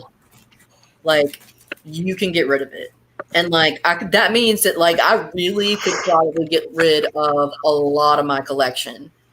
But well, this kind of gets me to another question that God, if we could actually get a real answer out of this, it would be great. So say it's New Comic Book Wednesday today, and it is. And let's fast forward 20 years to the point where you're at now going, well, do I really need this book in my collection? Do I need this set, this run, this whatever in my collection? How do we go all the way into the past to now, right now, when we are in the comic up going, should I get this today? Should I get this today? How do we fast forward ourselves 20 years later to go, maybe we shouldn't have gotten this shit? Look, I've been collecting ever since I was a child. It is my nature. And I think some people are by nature collectors. I collected baseball cards. I collected basketball cards. Then I started collecting, I had comics, and then I had comic cards. So it's just like, dude, I am a collector by nature. And so I don't know why, but it's a way to relieve stress for me. It's a stress reliever, but at the same time, when you're on some of these auctions, like how you were earlier, where you don't know if you're going to win it, or sometimes you're just anxious that if you do win it, that, oh God, I got it, great. Oh shit, that just depleted my bank account. So there is still like that. I feel better, but then there's the, oh, I'm jonesing, I'm a little anxious. It's a little dual folded. And it's funny you should say that, because I literally I was bidding on that death metal. It was like the bunny one where he's on his knees and he's like, great cover, yes. And I was like, I found it for super cheap. I'm like, okay, $11 is bidding for, yes. And it shot up to like $22, and I was just like, if I do that, literally, like I ain't gonna have no more money until I get paid. And I'm like, yeah. It's not worth it. Like, it's a great cover. It's a variant that's probably gonna like I can find later on somewhere down the line, but it's like I don't need it right now. And I was like, did I really almost do that shit? And Face was asking before if she'd ask if he'd suck WAP for comics and what his price is. I think I said it a little bit earlier, so if I did not make myself clear, so you can cut this section out, I'll suck dick for ASM. I think she was just giving you an out for the WAP, and you still went back to the D. What's WAP? It's wet ass pussy. Oh, yeah, I'll do that too.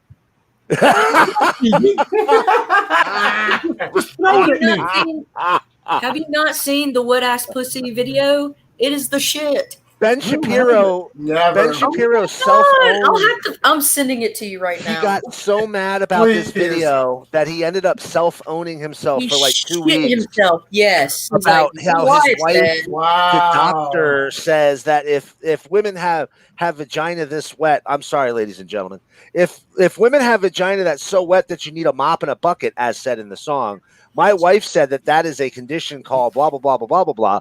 And everybody was like, so what you're telling us is your wife done lied to you about wet ass pussy because she ain't never had none. That's not good. Oh my God. Rob. Yeah. Rob. That video has 249 million views. 250 million people have seen it. No fucking way. You know how many people are in America? I haven't. 330 people. That means like only 80 million people haven't seen it. So and Rob's one of them. I'm one of them. There's a lot of things I haven't seen. There's dozens of us. Harry didn't watch any of the Marvel Cinematic movies before he started doing YouTube, and now he's watched them all. I don't see everything. You're about to. You need to see the wet ass see. pussy song. I'll tell you that. Just right now. check your texts. Check your thing. Okay. Check your phone. I'm just Check going to your keep it thing. on in the background on. Oh, hi. Just so y'all know, that WAP video was like a right wing talking point for They 3 shat- solid weeks. They shat upon themselves No way. in hysterics over this video, and you know it was some the normal people ain't got nothing else to do with their lives, like little Benny Shapiro. Make sure it's Bobby not the O'Carroll sitting in a tree. Well, to be fair, I do like those big asses, just like how I like the Pixar movies, because every single mother in a Pixar movie has that nice big ass. But Yeah. what I noticed here right off Miss the bat Incredible. and I know that Miracleman down here in the South, that's kind of our thing. It is Well, rather. looks like It is we rather. all got something in common besides comic books. Actually, that was one of the questions that I failed to ask Jason and John. Like, what kind of things are you into outside of comic books? Because we're all into comics, but it's sometimes interesting to find out what else people are into too. Like WAP. I mean, wow, we have just derailed this show with one But music it's so video. beautiful. It's so beautiful. So long story short is, yeah. So Ace asked if you what you would do, what's your prices on on taking care of some WAP. Going back to that question, I see. We'll go like anything else, just like how any attorney answers everything. Well, it depends. Just kidding. All right. So She's searching for something. Jesus. So This episode has been pretty off the rails But from the fill my start, man. ASM Jesus. holes, and then I'll fill yo holes. Oh, God's sakes.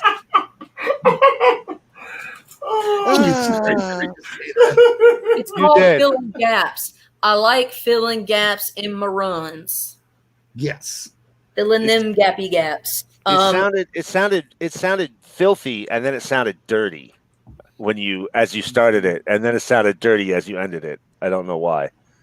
Because I'm just dirty. My last name's Worth. Dude, I am the worst. You're dirty. That's Yeah, true. even Christopher Babcock down here, he knows better. He didn't even see a notification for this episode tonight because I don't know if that's something I can do.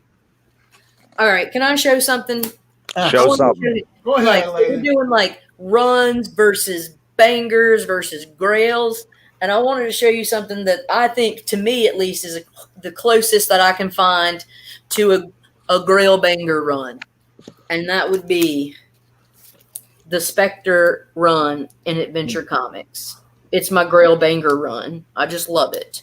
So this is issue 431. These are Jim Aparo pieces of art, and I just find them beautiful. This is issue 433.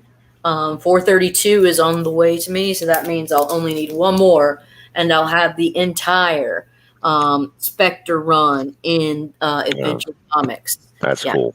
Yeah, I'm really excited about that. Nice. So, and that this is 435. I mean, it's just, Jim Aparo, you're killing it, brother. Yeah. Great art. Classic. Yeah. Oh, this is just pops. Look at those tentacles. You know? Tentacle Tuesday. Yeah. Robert the G-Man Galvin really loves his tentacles. Oh, He's a tentacle man. yeah, shirt. Yeah, jacket. Another badass one. Like, this is 437, I think. Let's see. Well, Does it have let's see. skeletons? Oh, yeah. Yeah. I love a cover with some skeletons on it. This dude, I just freaking love this shit. Yeah. This is 438. Got some angry primates about to tear this little Kong's skinny cousins man. are pissed right now. Yeah, like Donkey Kong's second cousin. How dare you disrespect Kong's movie? 439. And that's the last one I have. 440 will be is the only one that I still need. So that's it. This I is got a my little run to show. run. I got a little run to show real quick. Oh, If you're talking about runs, now listen, the Adventure Comics run, that's great with Spectre. It's gorgeous. The art's fantastic. Every cover is a banger. I feel the same way about this one. And this is not as old and won't be as expensive to find if you don't have it. There are trades of it. It's easy to come by in that way if you prefer that. But if you like superhero comics, get you the Jeff Johns Gary Frank run of Action Comics. Oh yeah. You know, this run here, first of all, the interiors and the covers, everything's awesome. This is peak best Jeff Johns. Okay. Now I know some people say occasionally his work turns into, I believe the term I heard used was fan wank, which isn't entirely inaccurate. I'm one of those fans. I'm one of those fans that are wanking it to it. I love his work. Okay. I'm just going to be, I love it. I love his work. But what happened here was write from Richard Donner. Right. And before the Gary Frank Jeff Johns run, it was the Jeff Johns Richard Donner run. They had done some issues together. But in this run, he reintroduces the Legion of Superheroes as being part of the original Superman mythos. Basically, he just forgot that he had been Superboy and gone in the future and hung out with future kids. But Gary Frank and Jeff Johns did this run together, reintroduced them. This is the substitutes. There's Stone Boy, Chlorophyll Kid. Is that Color Lass or Infectious Lass? I think that's Color Lass. And, you know, they brought the Legion back in a big way. It was huge. It was an awesome storyline. I think it's like 6 issues. You know, Gary Frank is just an incredible artist all the way around. And him and Johns together, it's like a 1-2 punch, man. This is a run to get. It's action, was it 858 to 863. And again, you can get this in trade. It's the Superman Legion of Superheroes Action Comics run. You can get it in trade if you want, but they're not hard to come by, and I can't recommend them enough. And tell me if you agree. The story really starts to pick up right when Brainiac starts to arrive. Oh, yeah. And right after they kill off Paul Kent for like the 35th time. Oh, yeah. In fact, a little known tidbit on that particular book. So they do kill off Paul Kent as part of John's run. Okay. Again. And, well, you know, he had been alive for a long time. This was the post-Crisis on Infinite Earths Paul Kent. And he had been alive for a long time. They had actually shown this in like one of those future reveals, like in the JSA title. They're like, "Oh, coming up, there he is." After he's already dead, you see Superman ripping off a shirt. But this here was originally a recalled cover. Again, these are Gary Frank covers. This is not the recalled one. This is the standard issue, and you'll just see here, great image. When you get on there, it says Soda Pop. The original book had a beer label, and they produced it and shipped it. They produced it and shipped it, and then said, "No, send those back. Don't sell them. We're going to pulp them." And they sent the Soda Pop version as opposed to the beer version, because Superman's drinking beer. When you recall books, that's not cheap, right? Oh yeah, and that's a real pricey recall. And they haven't ever reissued it. Like if you remember a little while back, there was an Elseworlds 80-page giant that they recalled because it was, and they pulped it. Baby in the Microwave. They put that book out. They eventually put that book out 10 years later, exactly as it originally was. But forever, that book was like $1,000 book ungraded because there was like 200, and they didn't get pulped. But But yeah, anyway, these are excellent books. If you see this era of Action Comics, you see Mr. John's name up there. He takes everything in Superman's. Listen, this is why if you're a Johns fan, this is why people are Jeff Johns fans. I'm a longtime DC guy. He takes everything about a character and he just makes it work. It doesn't matter how ridiculous it was. Super horse, super monkey, guy going into the future, into the 30th century, you know, he makes it. A guy talks to plants. He makes it work, and he just puts it together. No problem. Kills Paul Kent is called the Chronivore. What is a Chronivore? It's a creature that eats time. Right. Brilliant. Right. So anyway. There we go. Oh, and we're all dead.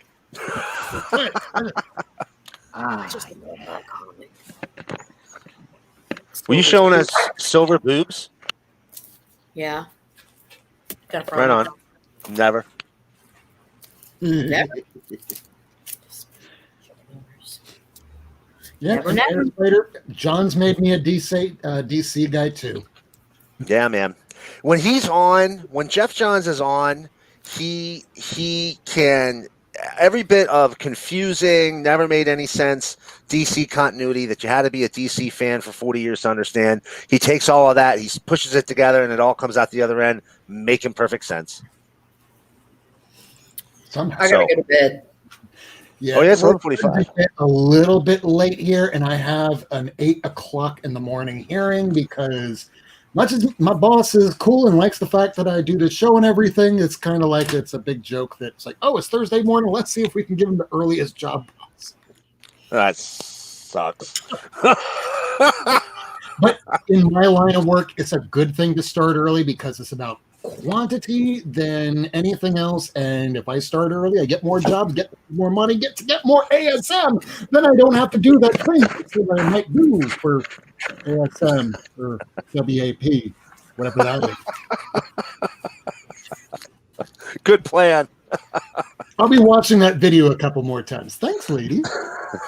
So at the very end here, now that we're concluding the end of our show, and we could always pick this up at another time, but yeah, we should probably get a little bit more disciplined, a little bit more focused, but man, we're still going to see something in the shop or out on eBay or Feebay or whatever you want to call it, Instagram or OfferUp or whatever, and go, oh my God, I gotta get that. Hey, I've never seen that in a while before. So we're going to try harder, but we know better. We're addicts, and it's comics, and we love it. And at least at the end of the day, we have something to show for it instead of something disposable. So how about we go around the room and decide to promote ourselves, because there's nothing better than a shameless self-promoter. Isn't that right? Comics on the Mind. Oh, yes, it is. So let me begin my shameless promotion real quick. No. Besides the show, I also do another show on Thursdays at 9 p.m. West Coast time. That means if you're on the East Coast, it is midnight. So if you're there, I appreciate you. But it's called the Teacher's Lounge. It will be on my episode. The episode will be on my channel. And me and Gorilla Todd usually go back and forth from his channel to my channel. The best way to know which channel it's going to be on is the evens is on his channel, the odds are on his. So it's going to be episode 15. So come check us out. It'll be on my channel tomorrow. And besides that, I'm always on. I'm trying to get better on IG. I'm usually in the chats if you got a live stream going on, and I may even sneak onto your live if you put it in the chat, just like Rob. And that's me. And apparently William will have a question for me later, so I will take a look on Instagram a little bit later tonight, because after the end of this show, I kind of can't fall asleep. And I just have no idea why. That might, real quick. Yeah. Go ahead. Real quick, hey, Whack Comics. I know you said you like Jeff Lemire's stuff. I don't know if you're reading Family Tree. I'm loving it. It's a really great read. Yeah, check it out if you haven't picked it up. That's all I wanted to say. No, it's all about promotion at Not Near Mint. Speaking of promotion, I don't know, Lady Fantastic, do you have anything coming up later this week? Any auctions? Are we going to be doing a live show on Friday or Saturday showing off some books? I don't know. Why don't you promote yourself?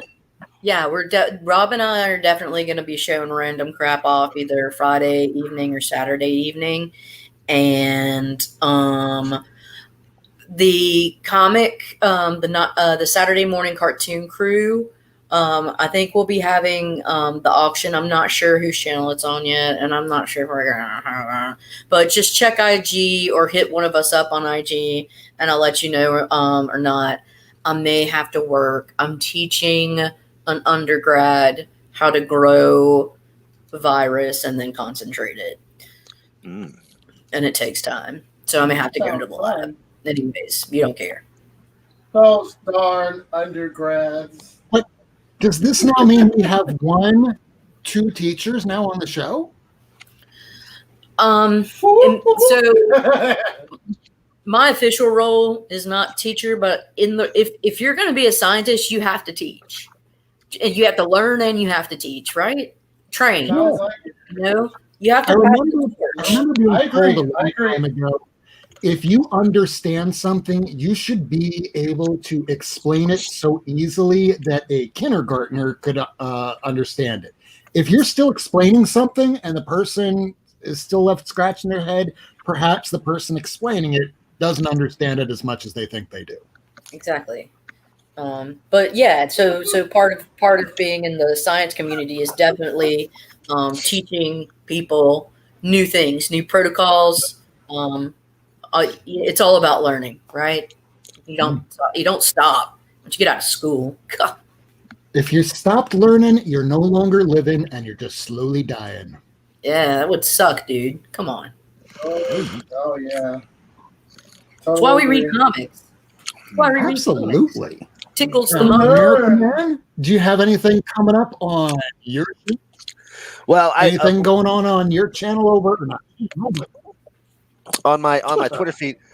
Real quick, actually, I totally forgot this. The wonderful Lady Fantastic sent me a package today or this week that I got, and I knew I had them. I couldn't find them, but I just want to show these while I tell you what this is what Lady Fantastic sent me. Thank you so much, Lady. I really, really appreciate it. This was so kind of you. So I just have the Twitter channel, the Twitter feed. Come on by at Komodo1977. We can talk about comics. I don't know if you can tell from tonight, but I like weird comics as well as the big two. I always had a saying, there's never been a comic too crappy to read. And then, a certain group of Indiegogo people came along and I changed my mind. But for the most part, I love all kinds of weird ass comics. These Samurai Penguin are so cool, man. This is like one of the coolest. I love these things. So come on over, say hi. We'll talk comics. We'll make fun of chuds together. I love making fun of chuds. That's a lot of fun.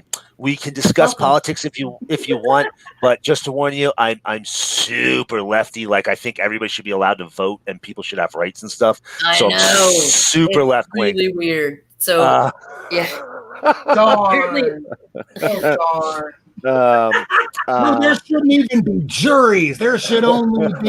Apparently, believing in justice is super liberal now. So, we're libtards.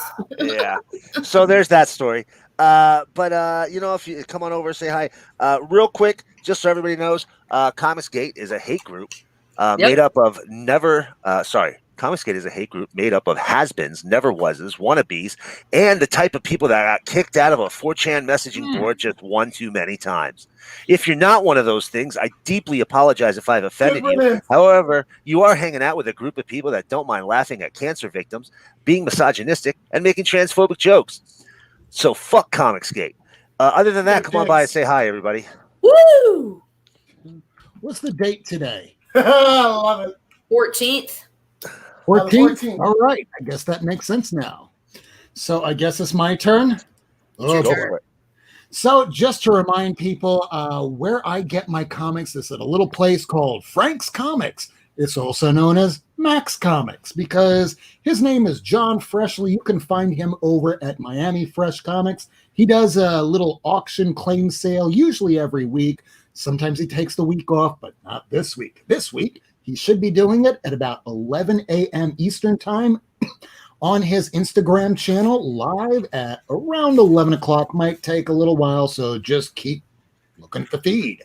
Now, otherwise, this is the Not Near Mint crew, and we all thank you so very much for joining us like usual, and we will be back next week at our regular time, 10 p.m. Eastern Time.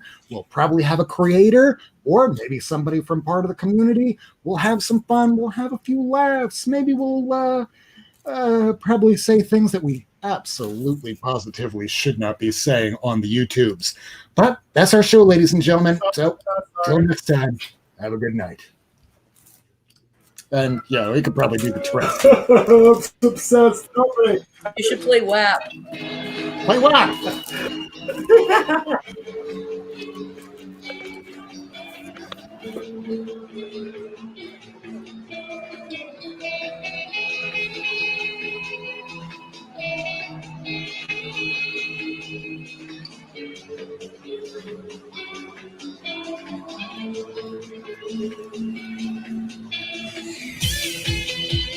Thanks for tuning in. If you want to see this episode again, along with a catalog of back episodes and issues, surf on over to Not Near Mint on YouTube, Twitter, and Instagram. Subscribe and hit that bell for notifications. Rob Wurst, Lady Fantastic, Miracleman, and Comics on the Mind will be back next week. Same time, Wednesday, 10 p.m. Eastern Time on Not Near Mint.